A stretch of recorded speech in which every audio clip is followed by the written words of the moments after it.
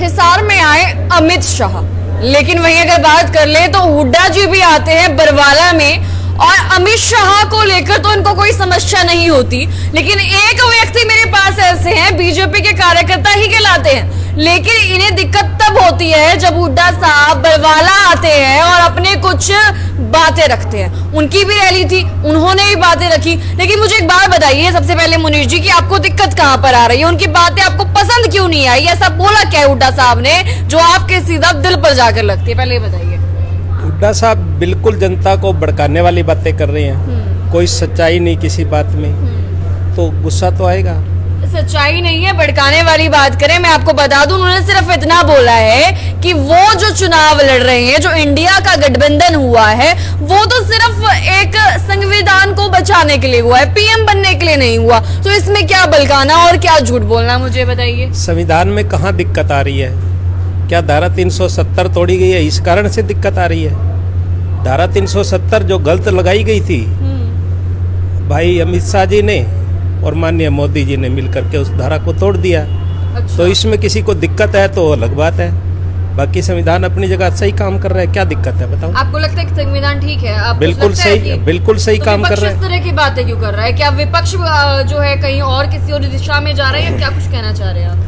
विपक्ष का काम तो है देश को तोड़ना। अच्छा। संविधान के माध्यम से या किसी भी माध्यम से वो इस देश को तोड़ना चाहते हैं, जबकि आज संविधान बिल्कुल सही है, सुरक्षित है और ठीक तरीके से काम कर रहा है। जो गलत धाराएं थी, जो गलत कानून थे, उनको हटाया जा रहा है। आप कह रहे हैं कि विपक्ष का काम है संविधान को तोड़ना, लेकिन मैं बता दूं कि विपक्ष ही कहता है कि हमने जो है आम जनता से बात की। हुड्डा जी की बात है ये कही हुई कि छत्तीस बिरादरी के लोगों से एक सवाल पूछा गया कि अब की बार किसकी सरकार चाहते हो, तो आम जनता कहती है कि हमें तो कांग्रेस की सरकार चाहिए, और आप कह रहे हैं कि भाई कांग्रेस की सरकार कल परसों राजस्थान में थी। अच्छा। और बिल्कुल 2-1 महीने हुए हैं, वहाँ की जनता ने नहीं चाहा कांग्रेस को, पंजाब के लोगों ने कांग्रेस को नहीं चाहा। यहाँ कैसे कोई ऐसी बात बनाएगा नहीं? ऐसे एक बात बताओ, इतना बड़ा प्रदेश है राजस्थान, वहाँ कांग्रेस अभी 2 महीने पहले ही तो हारी है। दिल्ली में कांग्रेस नहीं, पंजाब में कांग्रेस नहीं, हरियाणा में कांग्रेस को चाहते हैं। ऐसा कांग्रेस ने क्या किया था हरियाणा के लिए? एक आधी बात आप भी बता दीजिए। बोल रहे हैं, आपको पता है कि हुड्डा जी क्या है? हुड्डा जी भी तो एक बड़े माननीय नेता है, और आप उनको लेकर कह रहे हैं कि उन्होंने जो कहा है वो गलत है। वो जब नेता थे तभी तो वो आ रहे हैं, जब वो नेता थे तभी आ रहे हैं। कांग्रेस के अंदर अगर उन्होंने अच्छे काम किए होते तो आज उनको हार का सामना थोड़ी करना पड़ता। लगातार कंटिन्यू 20-20 साल कई प्रदेशों में सरकारें नहीं है, उनकी भी रह जाती। आप लोग तो खिलाड़ियों की भी अपमानित करने वाले काम करते हैं, ये शब्द है हुड्डा जी। अब क्या करें? उनको लगता है खिलाड़ी क्या है, आम जनता ने देखा नहीं ना, कहाँ देखा है? किस खिलाड़ी के साथ? आपको बता दूं सर, खिलाड़ी अपने पदक लेकर गए हैं, बहा कर आए, उनकी आंखों के वो आंसू जाकर आप देख ऐसा है, खिलाड़ियों को उचित सम्मान दिया जाता है। हरियाणा सरकार जब भी कोई खिलाड़ी जीत करके देश के लिए मेडल लाता है उसका पूरा सम्मान करती है, उसको यथोचित सम्मान दिया जाता है। खिलाड़ी को तैयार करने के लिए नर्सरियां लगाई गई हैं, बाकायदा कोच लगाए गए हैं। पूरे हरियाणा में कोई बड़ा गांव ऐसा नहीं है जहां पर खिलाड़ी तैयार ना किए जा रहे हों, उनको विश्व स्तरीय सुविधाएं ना दी जा रही हो। ऐसा किए जा रहे हैं, लेकिन सम्मान कहाँ मिल रहा है? जब क्यों नहीं मिल रहा? के साथ गलत होता, अगर खिलाड़ियों के साथ गलत होता तो वो जा करके देश में, हमारे देश के लिए मेडल लाते क्या?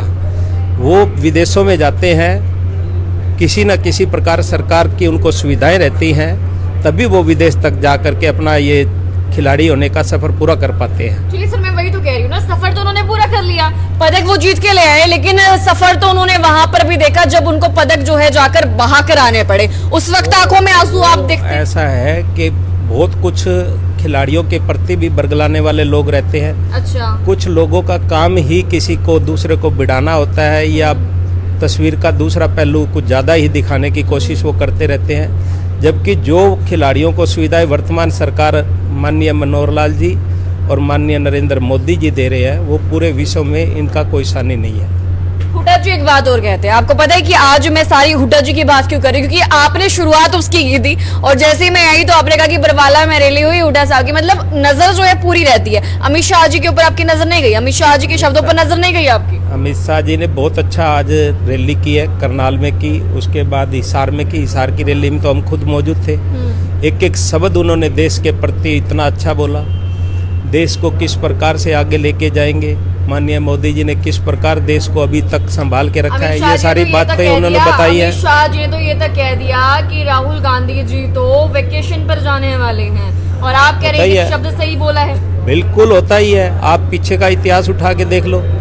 राहुल गांधी जी या तो चुनाव के चलते ही बीच में बाहर चले जाते हैं, नहीं तो जैसे ही चुनाव समापन होते हैं छुट्टियां बिताने के लिए बाहर चले जाते हैं। किसी छोटे प्रदेशों के चुनाव में तो वो जाते भी नहीं हैं। हमारे माननीय अमित शाह जी, माननीय मोदी जी प्रत्येक चुनाव को गंभीरता से लेते हैं और पूरी उपस्थिति दर्ज करवा करके जनता को मोटिवेट करते हैं, और एक एक बात जो उन्होंने की है वो खुद जा करके जनता के सामने रखते हैं। हुड्डा जी कहते हैं महंगाई बढ़ा दी है, हुड्डा जी के आम जनता कहती है कि महंगाई बढ़ा दी है, हुड्डा जी ये भी कहते हैं कि 500 रुपए में सिलेंडर देने का काम करेंगे हम, और बीजेपी तो पता नहीं कितना ही हुड्डा जी अगर ये कहते हैं, कांग्रेस पार्टी के नेता हैं, बताइए किस प्रदेश में 500 रुपए में, वो कांग्रेस पार्टी की सरकार 1-2 प्रदेशों में है अभी तक, कहाँ 500 रुपए में सिलेंडर दे रहे हैं। हिसार लोकसभा क्षेत्र में देने की बात हो रही है ना, आप हिसार लोकसभा क्षेत्र में तो तब मानेंगे जो किसी प्रदेश में उन्होंने 500 रुपए में दिया हो। अच्छा, महंगाई वक्त के हिसाब से बढ़ती है, लेकिन माननीय मोदी जी ने महंगाई को इतना बहुत अच्छे तरीके से कंट्रोल किया है। किसी भी चीज़ का दाम उन्होंने ऐसा नहीं जाने दिया। हमारे पड़ोस के अंदर पाकिस्तान है, आप पड़ताल कीजिए महंगाई क्या चीज़ होती है, वहाँ पता चलता है। आटे का 1-1 किलो का राशन 200-200, 250 रुपए किलो में आटा बिक रहा है वहाँ। चलिए उसको बोलते हैं महंगाई। हम बेरोजगारी की, और बेरोजगारी जो मेरा मानना है और एक सही सवाल है, क्योंकि आप लोगों के द्वारा, बीजेपी के द्वारा ही बहुत सारे काम शुरू कर दिए गए, योजनाएं शुरू कर दी गई, लेकिन उस योजनाओं का क्या फायदा जब इंसान को रोजगार ही ना मिले, जब व्यक्ति इधर उधर भटक रहा हो। और ये मैं नहीं कहती सर, ये आम जनता कहती है, और आम जनता की आवाज उठाना मेरा काम है। और हुड्डा जी भी कहते हैं कि आप लोगों ने, यानी कि बीजेपी वालों ने तो काम को जो है बट्टा बोल करके रख दिया है। देखो, रोजगार की जहाँ तक बात है, हाँ, 1,30,000 से ज़्यादा नौकरियाँ बिना पर्ची और बिना खर्ची के हरियाणा सरकार ने दी है। ये पूरे विश्व में एक इतिहास है। अदरवाइज क्या होता था, नेताओं के बेटे लगते थे, नेताओं के साले जीजे चाचा लगते थे। लेकिन इस बार जो योग्यता पे खरा उतरा है, उस विद्यार्थी को जिसने अपना पेपर पास किया, मेरिट में आया, उसको बिना खर्ची और बिना पर्ची के नौकरी दी गई। कौशल रोजगार का पर्ची का मामला थोड़ा सा बता पाएंगे?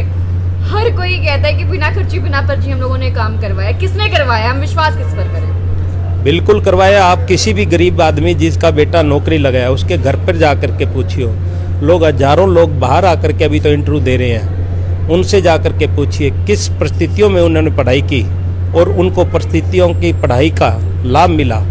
आज वो जा कर के पेपर में जो लिख के आए हैं, जो क्वेश्चन आंसर उन्होंने सही दिए हैं, उनका सही मूल्यांकन किया गया, उसके आधार पर मेरिट बनी और मेरिट के आधार पर उनको नौकरी दे दी गई। किसी ने ये नहीं देखा कि इसके पीछे कौन जाति है, कौन बिरादरी है, क्या काम करता है, उसका पिता कैसा है, कोई नेता से संबंध है कि नहीं है। इतना अच्छे तरीके से नौकरियां दी गई हैं कि लोग आज हरियाणा को एक मिसाल के तौर पे जानते हैं। चलिए, आप कह रहे हैं तो एक बार के लिए हम मान लेते हैं, लेकिन वही सवाल फिर से उठता है, अगर ये सारी बातें हैं तो हुड्डा जी क्यों कहते हैं कि कौशल रोजगार योजना को बंद करवा देंगे हम लोग? यही तो उनको क्यों कहते हैं ऐसा? उनको तो कुछ भी दिखाई नहीं दे रहा। वही तो मैं कह रहा हूँ, भड़काने की बातें वो करते हैं। कौशल रोजगार क्या है? जो आदमी कुशलता पूर्वक अपना काम कर पाए, उनको कहीं भी जाओगे तो अपने को रोजगार मिलने में आसानी होगी। आज हमारे हरियाणा के लोगों को विदेशों में भी नौकरियां मिल रही हैं। आपने देखा है कि विदेशों से कितनी सारी डिमांड आ रही है। कौशल रोजगार के तहत वहाँ भी लोग जा रहे हैं। ऐसा किसी ने कल्पना भी की थी कि सरकारें किसी को सीधे तरीके से विदेश में भेजेंगी, उनके ऊपर ट्रेनिंग दी जाएगी, उनकी पूरी गारंटी ली जाएगी, कोई भी फ्रॉड एजेंसी उनके साथ धोखा नहीं कर पाएगी, सरकारी इस बात की जिम्मेवारी रहेगी। ऐसा सोचना माननीय मनोहर लाल जी की सोच थी और उन्होंने कौशल रोजगार निगम जो शुरू किया है, उसके तहत बहुत अच्छी ट्रेनिंग उनको दी जाती है। जहाँ भी वो रोजगार करना चाहेंगे, प्राइवेट में, सरकारी में या खुद का निजी रोजगार करना चाहेंगे, तो वो जिंदगी भर अपनी कमाई कर सकते हैं। मेरा ये उनका फसल विश्वास मेरा है। ब्यौरा आपने सुना होगा, अपने परिवार पहचान पत्र भी सुना होगा। बिल्कुल। और उसी की अगर बात कर ले तो कहते हैं कि वो भी हम लोग खत्म कर देंगे, तो क्या लगता है क्या सच में वो खत्म होने से आम जनता की समस्या खत्म हो पाएगी? आप अपने नजरिए से कैसे आप देखते एक बात बताइए। एक आम जनता होने के हिसाब से बिल्कुल बताइए। आम जनता होने के नाते मैं मेरे परिवार मेरा ब्यौरा वाली पे आता हूँ। परिवार का पहचान पत्र बनना, परिवार की कितनी आय है, परिवार में कितने लोग बेरोजगार हैं, कितने अस्वस्थ हैं, कितने को किसी चीज़ की ज़रूरत है, किसी की उम्र 60 साल हो गई है, किसी का अभी बच्चा पैदा होने वाला है, सारा ब्यौरा सरकार के पास जब जाता है, सरकार योजनाएं बनाती है, उनको घर बैठे उनकी सहूलियत मिलती है। 60 साल का व्यक्ति होते ही घर पे इंटीमेशन आती है कि आपकी उम्र 60 साल हो गई है, हम आपको पेंशन दे रहे हैं, आप कृपया करके अपना आधार कार्ड वगैरह जो कागजात हैं वो पूरे करवा दीजिए। तो इससे अच्छी सुविधा परिवार पहचान पत्र के कारण ही दी गई।